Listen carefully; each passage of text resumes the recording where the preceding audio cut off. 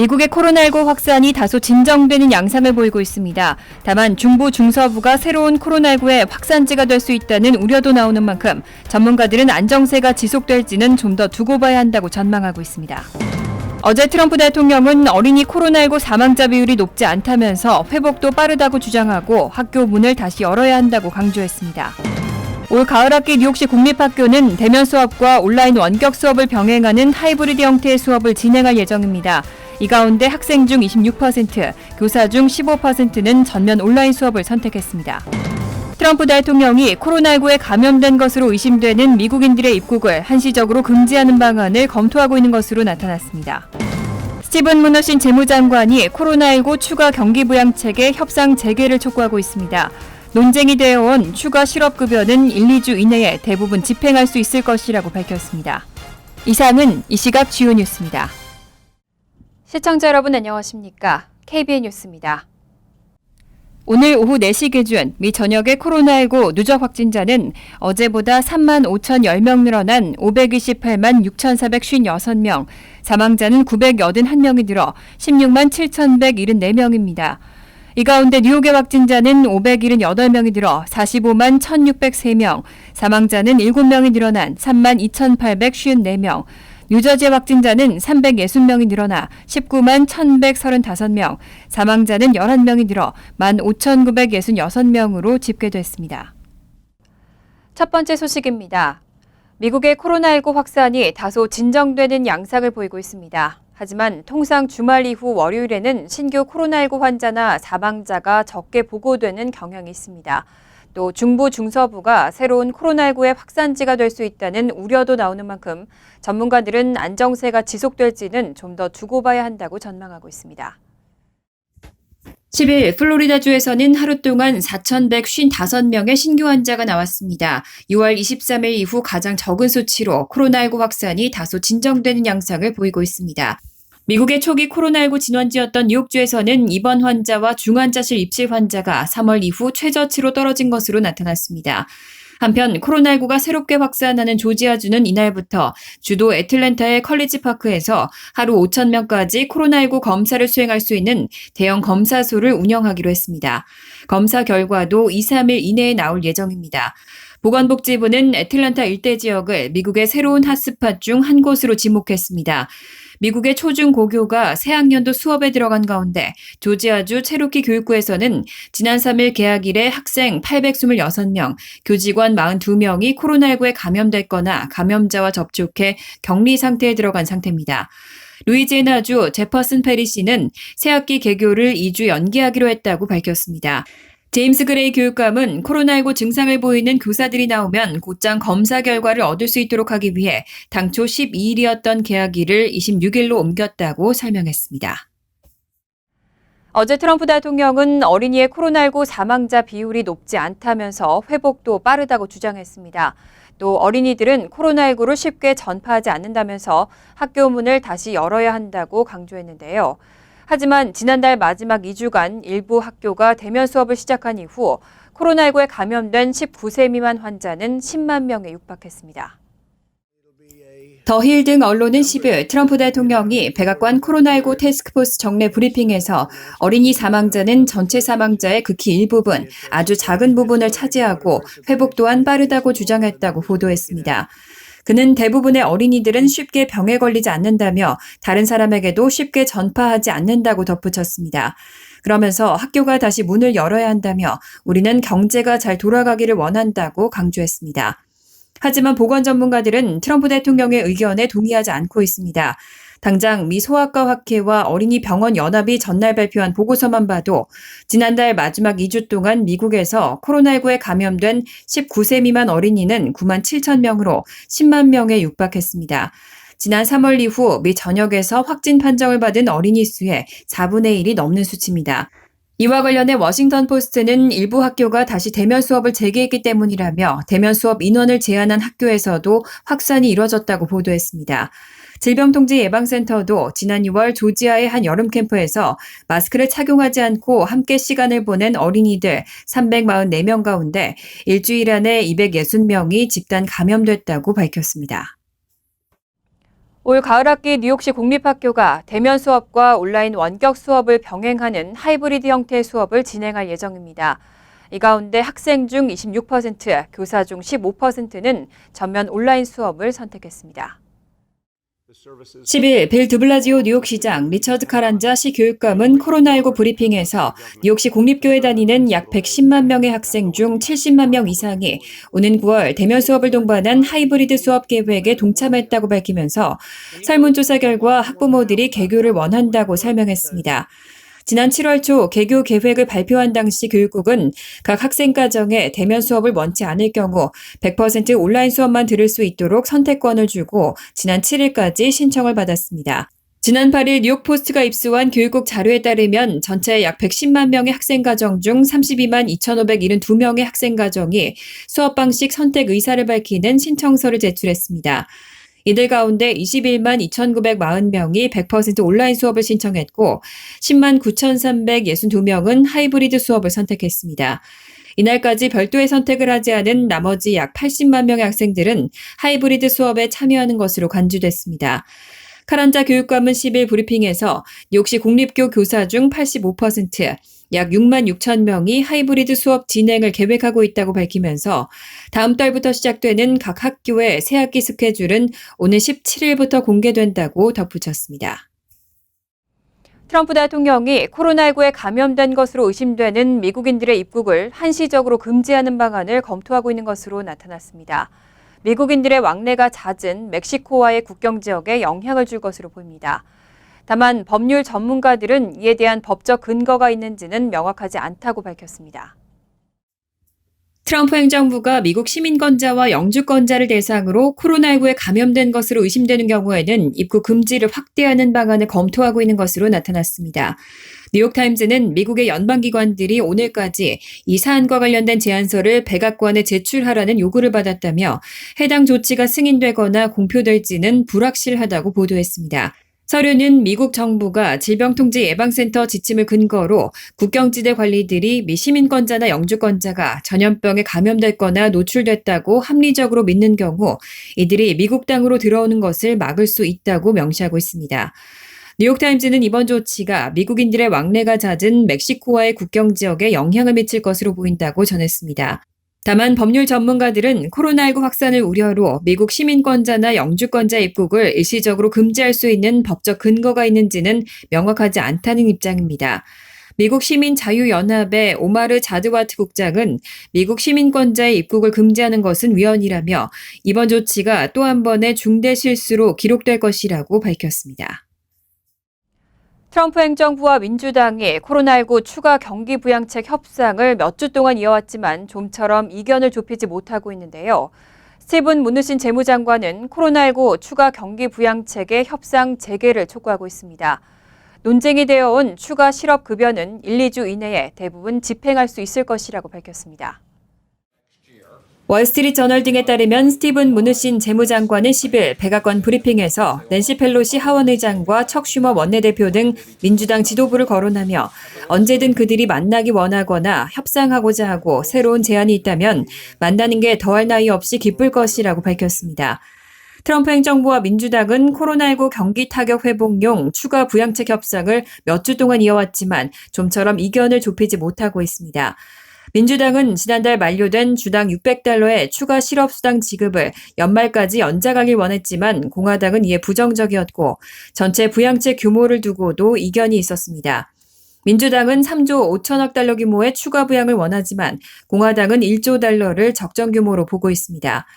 행정부와 민주당이 협상에 실패하면서 트럼프 대통령은 지난 8일 추가 실업수당 지급액을 주당 $400 규모로 감축하고 급여세 납부를 연말까지 유예하는 내용을 골자로 한 추가 부양 행정명령에 서명한 상황입니다. 보도에 따르면 무누신 장관은 이날 회견에서 추가 실업급여 지급 일정에 관해 다음 주 또는 2주 이내에 대부분은 집행할 수 있을 것이라고 답했습니다. 한편 민주당 지도부는 트럼프 대통령의 행정명령 등 조치를 허상이라고 비난하고 행정부와 공화당의 협상 테이블 복귀를 요구했습니다. 어제 백악관 인근에서 총격 사건이 발생해 트럼프 대통령의 코로나19 브리핑이 일시 중단되는 사태가 발생했습니다. 다만 이날 총격 사건은 경호 요원에 의한 일종의 오인 사격이었던 것으로 알려졌습니다. CNN 등 언론은 10일 백악관에서 비밀 경호국 요원들이 트럼프 대통령의 코로나19 브리핑을 중단시키는 상황이 발생했다고 보도했습니다. 당시 트럼프 대통령은 막 브리핑을 시작한 참이었지만 요원들이 들어와 트럼프 대통령을 데리고 브리핑룸을 빠져나갔습니다. 트럼프 대통령과 백악관 관리들이 경호원을 따라 퇴장하자 기자들로 가득한 브리핑룸은 폐쇄됐습니다. 이날 백악관 비밀 경호국의 트위터 성명에 따르면 51세의 남성 용의자가 이날 오후 5시 53분께 백악관 주변 17번가와 펜실베니아 애비뉴 사이 초소의 제복 차림 경호국 요원에게 다가가 무기를 소지하고 있다고 말했고 이후 돌아서는 듯 하다가 경호 요원에게 달려든 것으로 알려졌습니다. 이후 옷 속에서 물건을 꺼내 던지려는 자세를 취했다가 곧바로 사격 자세를 취했고 이에 경호국 요원이 총기로 용의자 몸통을 공격했다고 비밀 경호국은 설명했습니다. 비밀 경호국 설명에 따르면 용의자는 사격 자세만 취했을 뿐 실제 총을 쏘진 않은 것으로 보입니다. 이와 관련해 비밀 경호국은 요원의 대응에 대한 내부 조사를 진행할 것이라면서 수사를 위해 워싱턴 DC 경찰국에도 연락했다고 설명했습니다. 한편 트럼프 대통령은 몇 분 후 다시 돌아와 브리핑을 재개했습니다. 어제 시카고 시내 중심의 번화가에서 폭동과 약탈이 벌어졌습니다. 유명 브랜드 매장이 털리고 부상자들이 속출했는데요. 폭동에 참가한 100여 명이 체포됐습니다. 시카고 트리뷴은 9일 밤부터 10일 새벽까지 수백 명이 매그니피션트 마일로 불리는 시카고 시내 최대 번화가에서 폭동을 일으켰다고 보도했습니다. 데이빗 브라운 경찰청장은 9일 오후에 한 남성이 경찰관들에게 총을 쏘며 달아나던 중 경찰의 총에 맞아 쓰러져 병원에 실려갔는데 SNS에서 경찰의 과잉 진압으로 또 사람이 죽었다는 잘못된 소문이 퍼지면서 항의 시위를 벌이자는 한 포스팅에 이번 폭동이 촉발됐다고 밝혔습니다. 폭동으로 루이비통 등 수십 개 매장의 유리창이 박살났고 약탈 피해를 입었습니다. 경찰관 13명이 부상을 입었고 시민 2명이 총에 맞아 다친 것으로 알려졌습니다. 특히 경찰관 1명은 유리병을 머리에 맞아 다친 것으로 나타났습니다. 폭동에 참가했던 약 100명이 체포되기도 했습니다. 브라운 청장은 이번 폭동에 대해 완전히 범죄라면서 현금을 털어 달아나던 사람을 체포하던 경찰관을 향해 차를 타고 가던 사람들이 총을 쏘기도 했다고 비난했습니다. 또 총상을 입은 경찰관은 없지만 보안요원 1명과 시민 1명은 총에 맞아 심각한 상태라고 전했습니다. 여러 제약사들이 코로나19 백신 개발에 한창입니다. 하지만 백신의 긴급 사용이 허용된다고 해도 대부분의 미국민들은 내년 여름이 지나야 백신 접종이 가능할 것이라는 전망이 나왔습니다. 11일 블룸버그 통신에 따르면 앤서니 파우치 국립알레르기 전염병 연구소 소장은 코로나19 백신의 대중의 접근이 가능해지려면 내년이 시작되고도 한참이 지나야 할 것으로 전망했습니다. 그는 최근 인터뷰에서 내년 하반기에 기업들이 약속한 10억 회 분량의 백신을 납품하기를 희망한다고 밝힌 바 있습니다.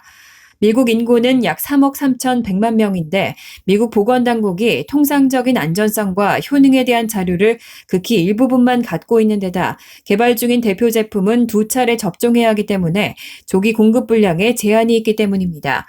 보건당국은 누가 먼저 코로나19 접종을 받을지 어떻게 배분할지 사후 효능과 안전성은 어떻게 추적할지 등의 계획을 마련하고 있습니다. 스테파네 방셀 모더나 최고 경영자는 3개월에서 6개월, 9개월까지 백신을 원하는 사람이 백신 공급량보다 많을 것이라고 전망했습니다. 방셀 CEO는 식품의약국이 극소수 고위험 인구를 대상으로 한 백신 사용에 긴급 승인을 내줄 것으로 예상한다며 백신을 일반 대중에게 사용하려면 FDA로부터 완전한 승인을 받아야 하고 이는 상당히 오래 걸릴 것이라고 전망했습니다. 프랜시스 콜린스 국가보건연구원 국장은 처음 백신이 승인될 때 수천만의 분량의 접종분이 있을 것이라며 이는 모두를 위해 충분하지 않을 것이기 때문에 우선순위에 대한 결정이 이루어져야 할 것이라고 전망했습니다. 렘데시비르는 현재 FDA로부터 코로나19 환자에게 사용할 수 있는 긴급 사용 허가를 취득하고 실제로 여러 국가에서 쓰이고 있는데요. 제약사 길리어드 사이언스가 이 렘데시비르를 코로나19 치료제로 신약 승인해달라고 FDA에 신청했습니다.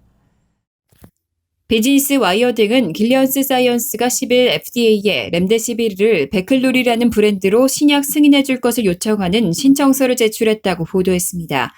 렘데시비르는 FDA로부터 중증 코로나19 환자에 투여할 수 있는 긴급 사용 허가를 취득했고 일본과 유럽연합 등 규제 당국에서도 허가를 받고 실제 사용되고 있습니다.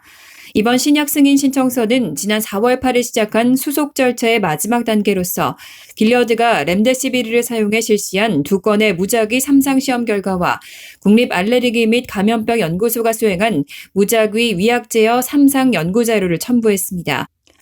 이들 연구 결과는 렘데시비르를 투여한 치료가 플라시보에 비해 회복 시간을 더 빠르게 했고 5일 또는 10일의 치료 기간이 유사한 임상적 개선으로 이어진다는 사실을 입증했습니다.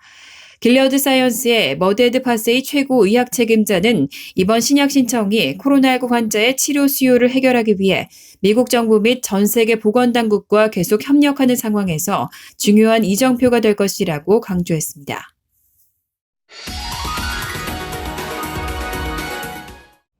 이어서 LA 지역 한인사회 소식입니다.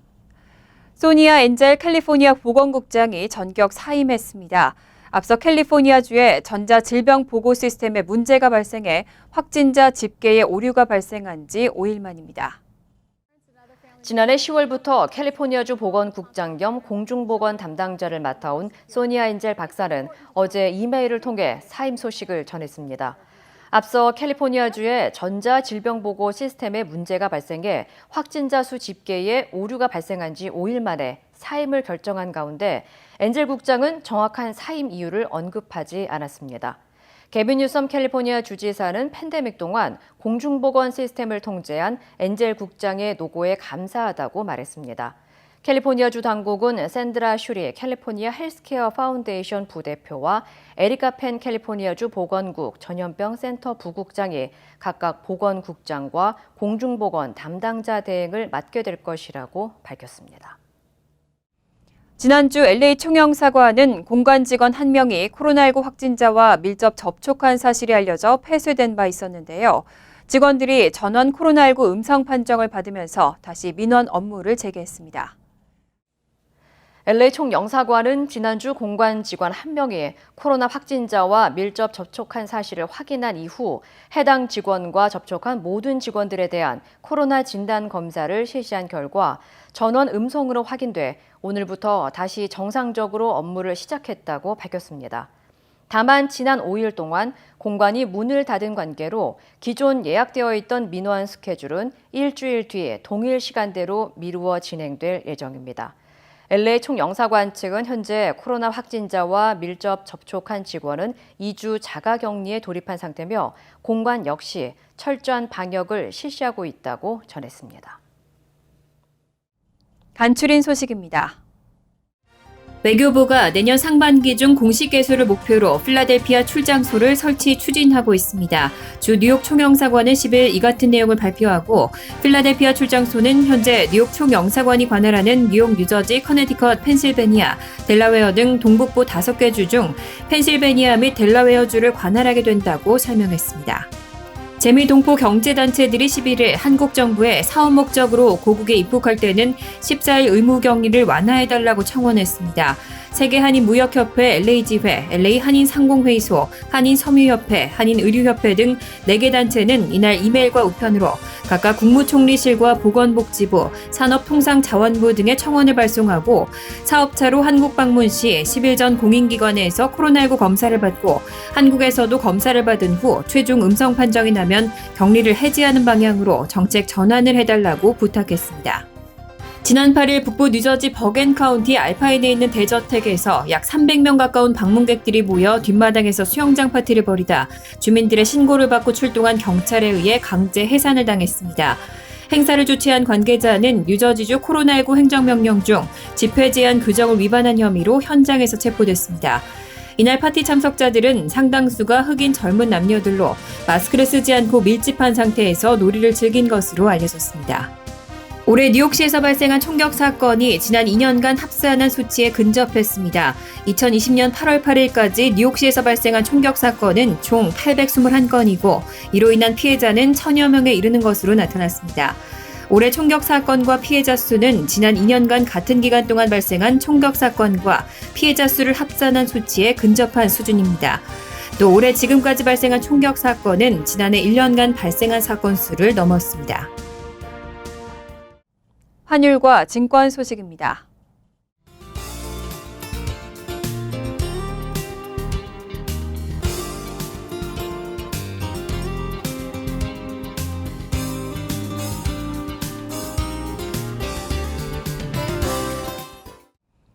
이어서 날씨입니다. 수요일은 늦은 오후부터 때때로 천둥 번개나 소나기 내리는 곳이 있겠습니다. 낮 최고 기온은 88도, 섭씨 31도, 밤 최저 기온은 74도, 섭씨 23도로 예상됩니다. 목요일도 적지만 때때로 천둥 번개나 소나기 내릴 가능성이 있겠습니다. 금요일은 하루 종일 때때로 소나기가 내리다 그치기를 반복할 것으로 보입니다. 이상으로 KBN 뉴스를 마칩니다. KBN과 함께 즐거운 저녁 되시기 바랍니다.